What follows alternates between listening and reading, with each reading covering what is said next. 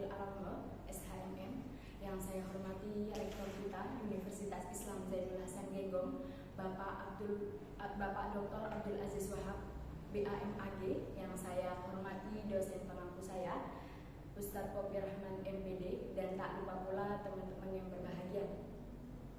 Pertama-tama, marilah kita panjatkan puja dan puji syukur kehadirat Allah Subhanahu wa Ta'ala yang telah memberikan kita sehat walafiat yang sudah kita berkumpul di pagi hari ini. Dan yang kedua, sholawat ma'asalam tetap tercurahkan kepada junjungan kita Nabi besar Nabi Muhammad SAW. Saya di sini, saya Umi Hania akan menjelaskan presentasi selanjutnya dari teman saya Samsul Hadi. Saya di sini menjelaskan tentang yang pertama, informasi manajemen kelembagaan pendidikan, dan yang kedua, EMIS, Education Management Information System. Di sini saya menjelaskan informasi manajemen kelembagaan pendidikan. Biasanya informasi ini disebut dengan SIMP, Sistem Informasi Manajemen Pendidikan.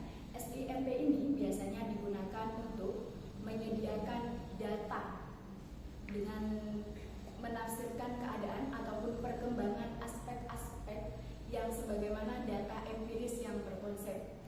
Data ini biasanya digunakan sebagai data yang akurat dan tepat waktu. Di dalam informasi manajemen ini ada sebagian besar data yang digunakan untuk perencanaan anggaran, pengelolaan pendidikan ataupun pembangunan yang direncanakan mulai dari awal. Yang pertama kita bahas di dalam sistem informasi manajemen ini ada 4 sistem. Yang pertama ada sistem pemasaran jasa, yang kedua ada keuangan, yang ketiga ada SDM, dan yang ketiga ada sistem operasi pendidikan. Di era globalisasi sekarang, sistem informasi yang terjadi di zaman sekarang ataupun di lembaga pendidikan sering terjadi dalam sistem informasi media sosial. Untuk sistem media sosial, informasi melalui media sosial itu sangat cepat untuk menyebarluaskan informasi tersebut. Karena kenapa? Di zaman sekarang banyak informasi yang kita dapat dari media sosial. Untuk di dalam realitanya atau di dalam kehidupannya itu ada informasi, tetapi melalui banner ataupun brosur. Dan itu penyebaran melalui informasi tersebut itu sangat terjangkau tempatnya.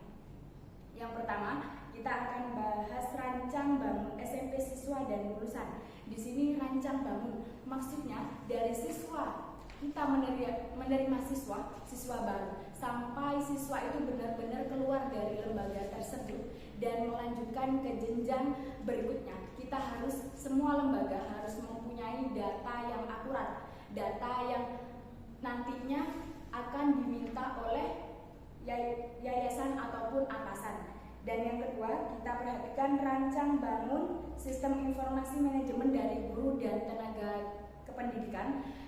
Guru dan tenaga kependidikan pasti mempunyai data di dalam lembaga tersebut. Contohnya jika guru, yang pertama data guru yakni status guru, ada guru honorer, ada guru bantu ataupun guru tetap. Yang kedua itu data jenjang pendidikan. Yang ketiga ada kepangkatan, yang keempat usia, yang kelima jenis kelamin, dan yang keenam mata pelajaran. Mata pelajaran ini mencakup guru yang hendak masuk pada mata pelajaran tersebut. Terus yang kedua ada tenaga kependidikan. Tenaga kependidikan seperti contoh datanya, yang pertama kelompok. Kelompok ini mencakup, yang pertama ada kelompok administrasi, yang kedua ada kelompok keuangan, yang ketiga ada kelompok humas, dan yang kedua ada jenjang pendidikan, yang ketiga ada usia, yang keempat ada jenis kelamin, dan yang kelima ada tugas.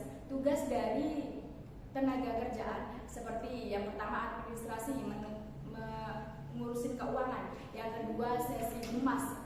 Dalam tenaga humas itu bisa memperbaiki fasilitas yang rusak di dalam lembaga tersebut. Terus yang ketiga ini ada rencana sistem informasi manajemen biaya dan anggaran pendidikan. Di dalam anggaran pendidikan, biasanya anggaran pendidikan di setiap lembaga itu dilaksanakan 1 tahun 1 kali, dan 1 tahun 1 kali ini akan diserahkan kepada APBD. Dan untuk biasanya anggaran ada 3. Yang pertama ada anggaran dari provinsi, yang kedua ada anggaran dari APBD, dan yang ketiga dari anggaran dari komite sekolah. Anggaran tersebut memiliki 4 tahap. Yang pertama perencanaan, jadi merencanakan anggaran terlebih dahulu. Yang kedua ada pengelolaan, yang ketiga ada pelaporan, dan yang keempat ada tindak lanjut dari perencanaan anggaran tersebut. Yang keempat yakni ada peningkatan mutu di tenaga pekerjaan. Di peningkatan mutu ini ada 2. Yang pertama ada peningkatan kualifikasi akademik. Peningkatan kualifikasi akademik ini termasuk contohnya jenjang pendidikan dari S1 ke S2 ataupun S3 dari S2 ke S3. Terus yang kedua ada peningkatan kompetensi. Peningkatan kompetensi ini meliputi yang pertama adanya diklat, mengikuti diklat, yang kedua mengikuti kursus bahasa, yang ketiga menggali kemampuan yang ada pada diri sendiri. Terus yang selanjutnya yang B saya bahas EMIS. EMIS di sini yakni artinya Education Management Information System. EMIS yakni suatu sistem manajemen yang mendukung dengan adanya data yang akurat dan tepat waktu. EMIS di sini pada dasarnya untuk perumusan data, pengelolaan data dan penyelenggaraan data. EMIS bisa memaksimalkan EMIS dengan cara perencanaan yang sangat baik dalam segi apapun. Yang paling utama di dalam EMIS yakni kemampuan manajemen, dan yang kedua adanya ketersediaan instrumen statistik yang digunakan untuk menghimpun data. Terus yang kedua saya bahas tujuan pengembangan EMIS. Apa tujuan pengembangan EMIS? Yang pertama, EMIS ini berguna untuk menyediakan data dan informasi. Karena kenapa? Itu sebagai perumus kebijakan untuk pengelolaan, penyelenggaraan, dan perencanaan anggaran pendidikan selanjutnya. Terus tujuan yang kedua, yakni EMIS sebagai pengambilan keputusan yang sangat efektif, dan itu dapat mempertimbangkan aspek-aspek. Yang pertama equality, yang kedua quality, yang ketiga efisiensi, kesetaraan, kualitas, dan efisien. Terus yang kedua kami bahas sumber daya EMIS. Sumber daya EMIS di sini ada 3. Yang pertama sumber daya manusia dan material. Sumber daya manusia dan material di sini sangatlah berdampingan. Karena kenapa? Tenaga pekerjaan dan digabungkan dengan bahan, maka akan lebih efektif, lebih bermutu ketika sumber daya manusia dan materialnya itu sudah tersedia. Terus kenapa di dalam suatu perubahan itu butuh sumber daya itu butuh 2, manusia dan material, karena mereka bekerja sama untuk melaksanakan rencana dan memberikan tujuan yang maksimal. Terus yang kedua kita bahas sumber daya perangkat lunak. Sumber daya perangkat lunak ini sebagai alat bantu untuk menyimpan, mengelola, ataupun memilih data yang hendak disimpan dengan baik. Data biasanya lembaga itu menyimpan data melalui website ataupun melalui aplikasi yang sudah tersedia. Terus yang tugasnya sumber daya perangkat lunak ini yang pertama selalu mengupdate data-data yang baru dan memastikan data itu sudah benar dan menyimpannya dengan baik. Terus yang kedua memilih data yang berhak disimpan ataupun yang sudah layak tidak disimpan. Terus untuk yang C, prosedur penyebaran luasan informasi.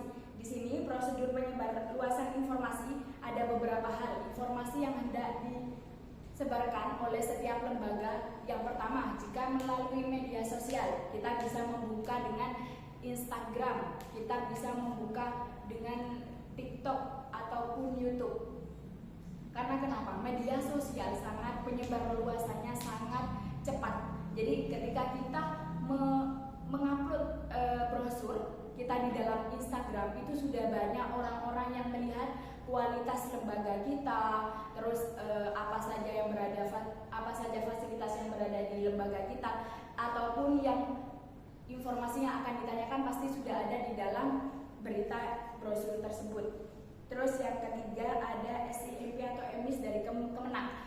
Kemenak itu biasanya menyimpan semua semua data atau meminta semua data dari itu pondok pesantren, TK, SD, SMP, SMA maupun perguruan tinggi. Di Kemenang itu sudah ada tugasnya sendiri untuk EMIS ataupun SIMP, dan di situ pekerjaannya mereka itu sebagai penyimpan data, mengelola data atau memilih data.